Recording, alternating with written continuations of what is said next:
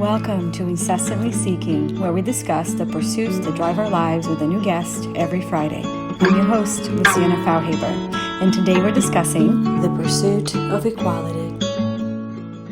Hello, everyone. Thank you so much for joining us today for this episode of Incessantly Seeking. Today, we're speaking to Ana Flores, who was the founder and CEO of We All Grow Latina, a community of Latina influencers with the purpose of raising Latino voices and representing our stories. Thank you so much for being here today to discuss this pursuit for equality. So how does this idea started for We All Grow Latina? Oh, Luciana, muchas gracias. Thanks for having me here. Gosh, it's I think as a lot of our businesses, from women who are passionate and that businesses that have this type of mission, they don't start from one day to the next. They evolve. So the story isn't short. It's not easy to tell, but basically, this is our 10th year. The company I founded it in 2010 as Latina Bloggers Connect, and we were the first network company connecting Latina bloggers with brands.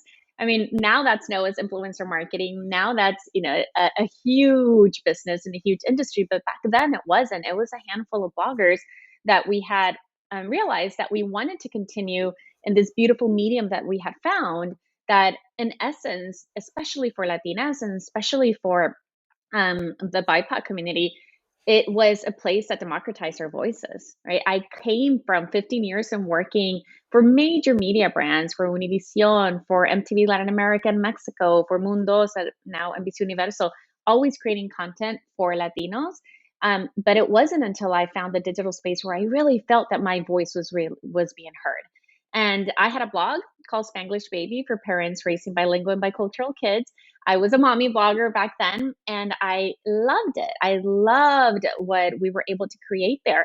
And I wanted to continue doing that. And to do it, I needed to monetize. So to monetize, we had to work with brands. So I kind of, unlocked the code. And I realized that if I unlocked the code, I wanted the rest of my fellow Latina bloggers to also unlock the code because we weren't monetizing yet. So I kind of set myself to be the one to do that.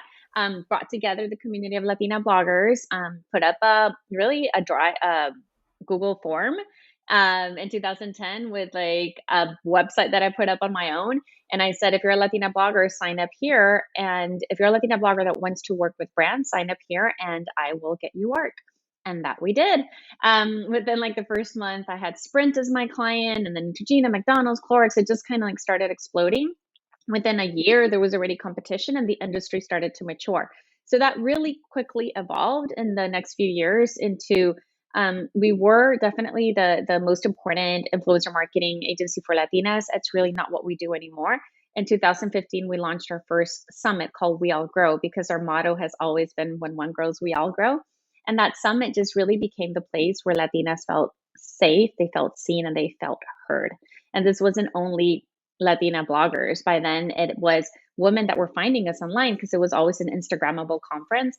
So they would find us and be like, I want to be part of this community because this is the community that I feel speaks to me. Now, 10 years, so many years later, there's so many more, thankfully, but back then there weren't. So we were selling out every year, and we just really decided that our strength and my superpower is listening and connecting. And just really diving deep and listening to where it is that our community is at every single step of the way, right? What it is that they need, what it is that we're seeking at the moment. So whether it is we would open up the stage for wellness, we created our first wellness day 3 years ago in 2018. And or a space more for like the activist voices, a space more for the artist voices, the creatives. Like, how can we continuously be serving the Latina community via the spaces that we create, which we hope always feel like a safe and inclusive space? I love that. And I'm so glad you brought up the summit because the first time I was ever going to go to the summit was 2020 when the shutdown happened. And I'm still super bummed. And then I never got So to are experience we. that. Yeah. And I remember it was supposed to be in Palm Springs and I was following all the posts and we are all super excited. I believe it was at the Riviera. And I was like, I love that place. So, hopefully that will come back. But It is. Oh, great. And I love that you mentioned that, it's not only for entertainment people. I love that the blog community got together. And when we talk about blogs, we're talking about anything from lifestyle and food, Mhm. like you said, mommy bloggers. And I love that. Do you think that We All Grow, it's still like a very mixed, different areas of influencers? Yeah, absolutely. Well, listen, how we survive, our revenue, where that comes from, is really working for brands, right? That's how we're able to really offer all these free opportunities to the community. It is because we don't yet completely monetize the community in that sense. It's all free to access. The summit does have, a ticket price, but we always keep it super low for what it is. So we work with the brands, and we work very strategically. So the work that we do that you see up front is in everything there is. There's like that's like the tipping point, because behind the scenes we have been working for this equality, to the topic of the conversation on today, and like really helping the brands understand via the access that we have to multicultural dollars that we know is a fragment of the actual marketing dollars that they have, is really helping them understand how to reach us and how to invest those dollars in authentic ways and showing up in the places that matter to us, like how to speak to us, but not only speak to us but include us in that conversation, because we are the biggest consumers, right? We are the ones that are moving the needle that we know, right? And film and theater and consumer products, especially in beauty and travel, et cetera. Like we definitely are the ones. So how do we help the brands understand how to really speak to us? And then us be able, through those partnerships and those collaborations, create really meaningful spaces like the summit, like different opportunities that we constantly bring to the community. And I forgot your question because I think I started going around. But if you want, like, let me come back to it. No, I'm glad that you're talking about equality. When we started talking about that in the Latino community, particularly, and has been one of my pet peeves when I moved to America. When I got here, it was the first time that I felt like, oh, now I'm brown. And Mm, where do I fit in? And I tell the story jokingly that in my university, there was a club called Latinas Unidas. And hmm. they kicked me out because I was Brazilian. So in their minds, technically, Oh, that wasn't Latina. and okay. and we had the discussion of geography of how, like, well, wait a minute, Brazil is the largest country of Latin America, how can you say that we're not Latina? And my friend who was with me at the time, Judy, turned out to be an attorney, and so she was already advocating for me back then, and she's like, well, I'm Puerto Rican, if she's not Latina, then I'm not Latina, technically I'm American. And they go, okay, you're both out of the club. And that was the Ah, end. And that was the end of my membership of the Latinas Unidas Club. But it was my first experience of, oh, I am that's not. terrible. Yeah, it was interesting to feel like I'm not in the mainstream, but I'm also, perceived as not belonging to this community. So I love, Mm-mm. and I think it's important in the Latino community, and I've had this conversation with the Asian American community and the African American community, is that they do identify by this hyphenate of Latino Americans or Latinx Hmm. or whatever that is. Do you think for our community, are we still like further out into this equality unison of fighting for each other, or do you think that, you made your life kind of spearheading that movement, and Yeah. so you're the best person to speak of how far have we come as a community? Listen, I think it's I, even though I have, dedicated my in my life, I feel in the last at least 2 decades to really bringing forward an understanding of who Latinas are and how to bring us together in ways that matter to us. At the same time, I will never say that we are equal, because we're not. Right? That's the thing. That's actually part of the beauty of embracing how different we are. But when it comes to Latinidad, or in your case, in the story that you shared with us, it is about how you choose to identify. And that's what should be respected. If you choose to identify as Latino, we're not going to be putting there, trying to measure how much of the Latinidad you actually have and you don't. And in that case, if anything, they would have had a point if they said Hispanic Unidas, right? Because then Hispanic Right. means something different. So let's get the terms right in that sense. How crazy is it about the terms, about which country we're from, which language we speak, etc. Because at the end of the day, that's the beauty of where we come from and the shared background that we have that is really difficult to understand unless you are part of that Latinidad or whatever you choose to call it, because many people are choosing, to not call it Latinidad anymore. And we come, right? We are from different races, from different ethnicities. We come with different languages. I mean, let's acknowledge the hundreds of indigenous languages that make part of who we are as well. So there is no straight line. There is no in that equal. I don't think that is fair to say for the Latina community, for the Latinx community, or the Latine, right? Which is really like Spanish language in Latin America are using the language of inclusivity with the E instead of the X because it's not in Spanish, it doesn't work. So it is a tough topic in equality. And what I want to invite people to, especially if you identify as Latina, if there is any reason because your abuelita or whatever, okay, and you grew up like that, and that is what you feel identified with, then you should own it. And we should embrace that. And we should allow everybody to express themselves in the best way that they want to express and feel welcomed in every space. That's very true. And coming here, for me was I was raised in Brazil, so of course I'm Latina.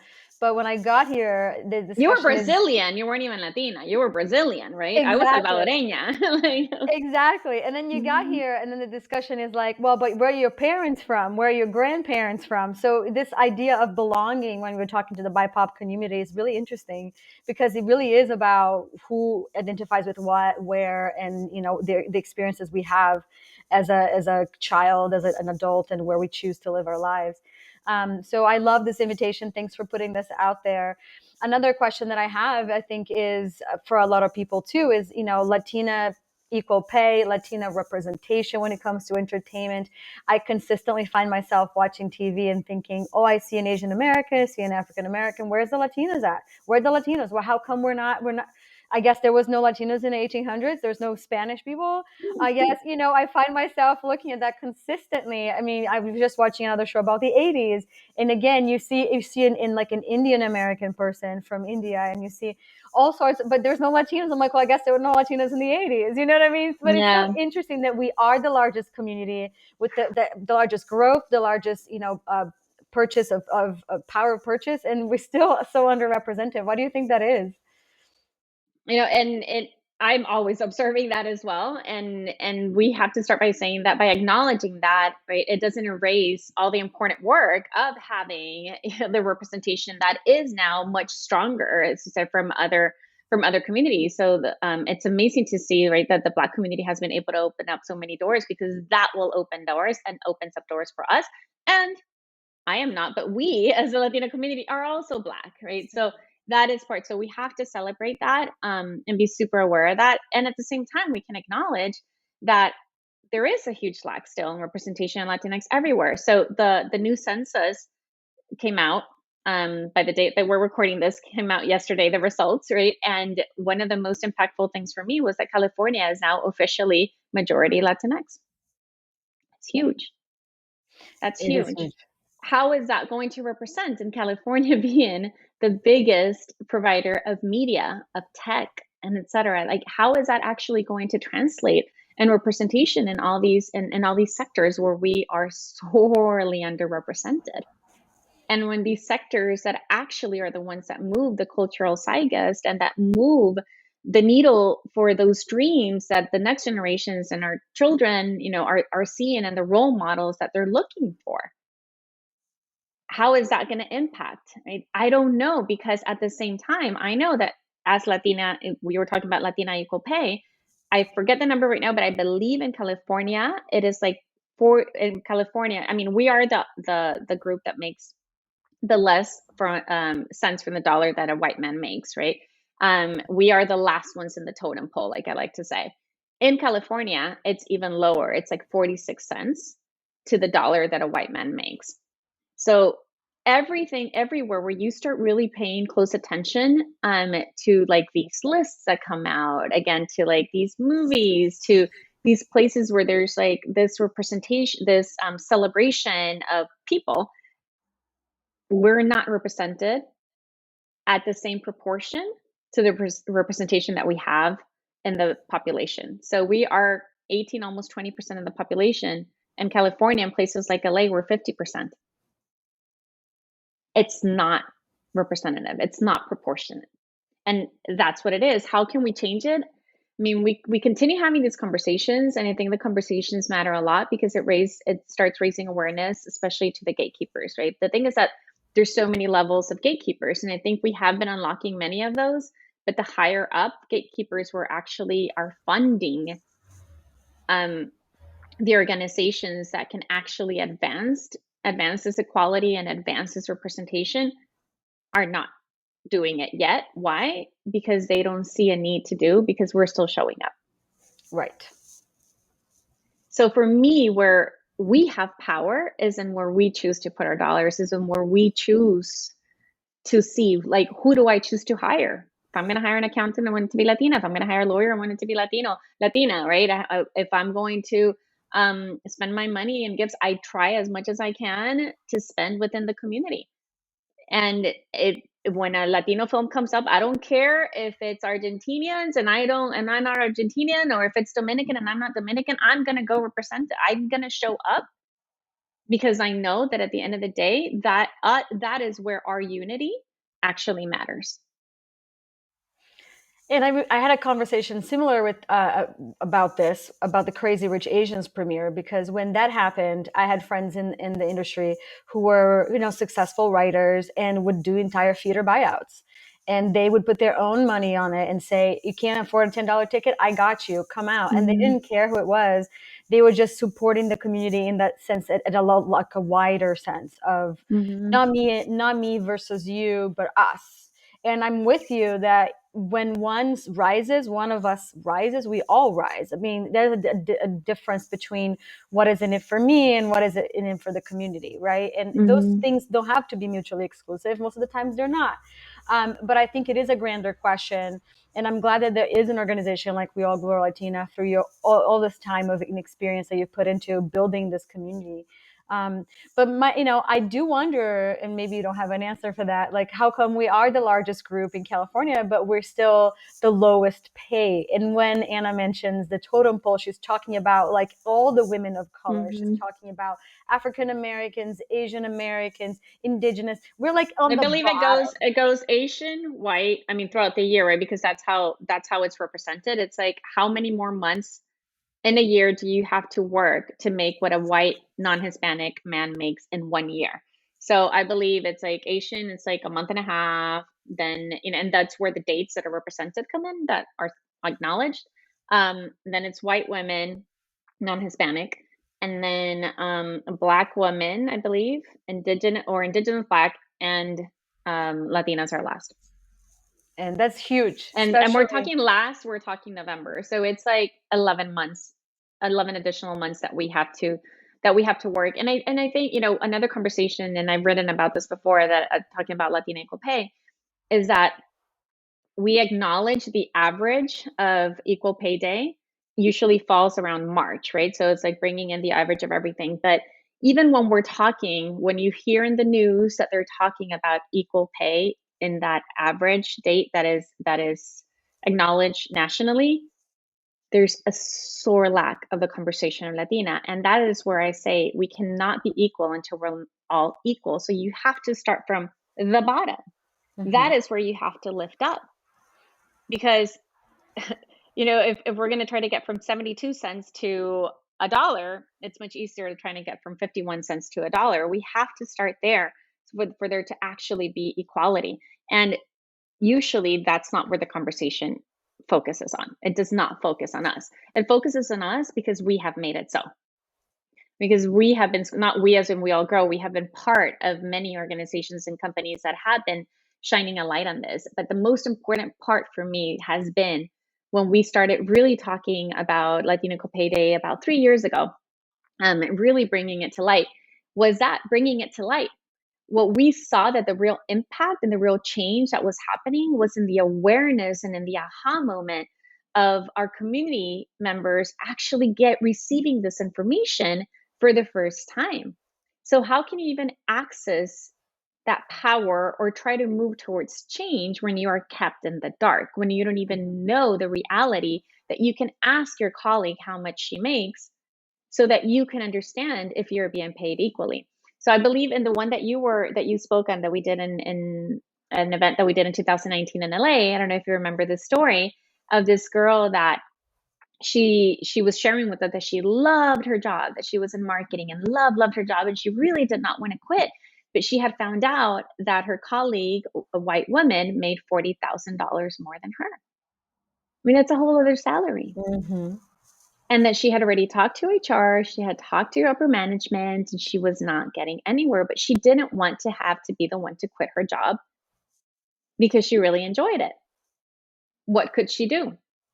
Right? And it's these type of just raising that awareness and knowing that there is a problem, so that you can see if that problem is affecting you, and then you see what are the resources and the tools. And the more that we as a community and as allyship, we bridge and we bring together those tools for all of us to understand how to negotiate, to understand our rights, to understand how, to get that encouragement and that support system, that net behind you that will push you, that net behind you that can catch you, but also that sisterhood behind you that will push you forward to be like, you go, right? You go and you have the conversations that you need to have, and it's okay, right? If you need to leave that job, girl, there's something better waiting for you, because that's true.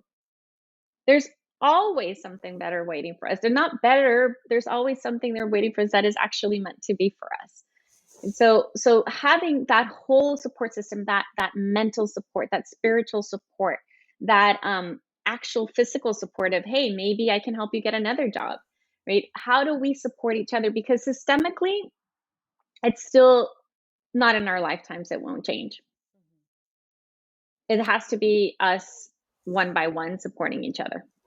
Do you think it's also a part of the Latino, I would say, culture? Because I remember growing up and my mother saying to me, you don't complain, you don't ask, you accept what you get, you be grateful. And when I moved to America and I went back to visit my family, I remember my mother saying, why are you, like, now you're so entitled? Why do you walk around like you deserve everything? And I really thought about that for a while because I Yeah. didn't feel entitled. And I understand what the shift was, that now all of a sudden I'm complaining, I'm asking for what I think I deserve. And I'm like, if I go to a restaurant, the food is not what I like it to be or what I asked for, I would say something, which, growing up in a Latin American country, you don't say anything. You just eat it Yeah. or you just brush it off. So do you think that that really bleeds into our careers? And maybe that's why we... 100%. No, 100%. I mean, one of the phrases that has been used a lot within the community is it, calladita no me veo más bonita. I don't know if in Brazil it was the same, but that our moms would always tell us, calladita te ves más bonita. When you're quiet, you look prettier, right? And that was the standard. You wanted to look pretty. You wanted to look like a little princess, right? And navigate life like that. And that's all, that's good. That's what we're going to aspire for. Because that's how you're going to get ahead in life, really. Mhm. But the reality is yes, that beautiful part of our culture that does bring in a lot of gratitude is also what holds us back, especially as women. And it's finding that intermediate of, we can never let go of gratitude in our life ever, right? We can never let go of that. But at the same time, we need to understand our value and know when what we are bringing to the table is worth a lot more than what I am receiving, and being able to put those boundaries. But that has been, I feel, in my generation and your generation, um, one of the hardest things to break through, as we are getting more opportunities, as we are getting more, because it starts with education, right? We are getting more opportunities in education. We're getting more opportunities in our career. We're getting more opportunities now with this digital space that has allowed us to build businesses out of nothing. At least my business was built out of nothing. And it was completely self-funded thanks to these opportunities that we now have. But within that, we've also had to navigate feeling not welcomed, right? Feeling that we have to let go of the parts that we love the most to be able to assimilate and be able to fit in to either the corporate environment or even the business environment. I mean, I've had a really hard time. I don't have investment because I never felt 10 years ago, things have changed now, but that I never felt welcome in those conversations and in those rooms where investments were happening. Um, and and navigating all that, and at the same time having these huge dreams and having these huge visions and having to move them forward with a lot of internal validation, because our families usually don't understand, because they are still functioning from a lot of fear from the sacrifices that they have had to make for us. So there's a lot of layers to all the things that we have to navigate just to be able to fulfill our own dreams, right? So, and add to that the system, fighting through the system that just doesn't want to see us grow, because I mean, us becoming the the majority of the population of California is scary for a lot of people. Mm-hmm. Oh yeah, and that comes with political power, financial power, and when we vote, when we're represented, then yes, there's more service to our community.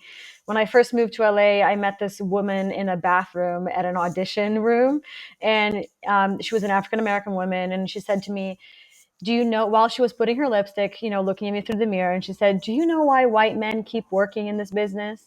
And I said, "No," and she goes, "Because they keep hiring each other." The day Mm-hmm. that we start hiring each other, they don't have a job anymore. And that's why they're Mm-hmm. fighting so hard to keep it. And I never forgot that. And it really Mm-hmm. goes to the heart of what you're saying. But now you are a mother of a young Latina woman. So how do we change the narrative? How, from your experience, maybe as a note of hope and advice to our listeners, how do we change the narrative?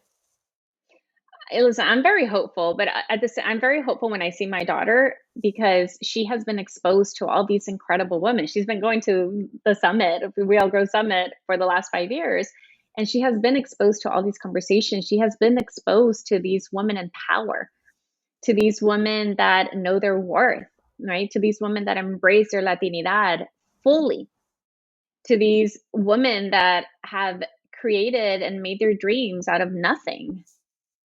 And she has absorbed all that, and the thing that makes me the most hopeful is that she knows that it's all possible. And that's a beautiful message.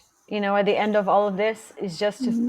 feel this way. When I get the question like, "Oh, whose career would you like to have? Like, what, Latino artist would you like your career to be like?" And I'm like, the only person that I ever grew up with was J-Lo. We had one. We had one, and there's Shakira, and I wasn't a singer. So, we had two people to look up to, and they had very specific careers, as Jenny from the Block and in the Shakira, like, they culminated together in the Super Bowl, which was like epic for Yeah. my child self. But, that was the only person we had to. So now, as we're looking to this new era of television and so much that's out there, I really hope that we have characters who are lawyers, who have accents. I think there is this perception, I've gotten that a lot. It's like, "Oh, you have a slight accent, that's why you're not going to book work," or your hair is too light, but you're supposed to be Latina, so you have to dye it. These are things that I have been told. I have a friend whose name was Javier, and he was told to change it because he was too Latino, and he became Ethan. So there is these things that you hear, and I really hope that gathering together for this fight for equality, like an equal spot in the light. And I don't mean equal the same for everyone. I mean equal, like you said, let's be represented as we are in the reality of society. And that's Yeah. what's missing. And as we, as we follow the footsteps of really incredible moves that the Black community has been making the last few years, I mean, and incredible moves based off of a lot of hurt, right? And a lot of loss and anguish and grief and the horrible history that this country carries. We have to recognize that as we start, these doors are being opened by others, by us, and as we continue opening these doors, how are we going to continue opening that within the Latino community to groups within the Latino community that are also still very underrepresented? So as we continue stepping forward and going up, and it's always that cycle, right? It's like when one grows, we all grow. I'm going to continue that. It's that vision, it's that endless loop of who can I bring up, who can I bring up, who can I bring up, and that's really where the change is going to happen. It's really, really up to us, and we're ready. We really are ready. And I appreciate this talk today. Thank you so much for joining us. And please tell our listeners and our viewers, where can we find you? How can we follow your work? Well, to follow me personally, it's on Instagram and Twitter. It's Ana Flores, FLORES _ me.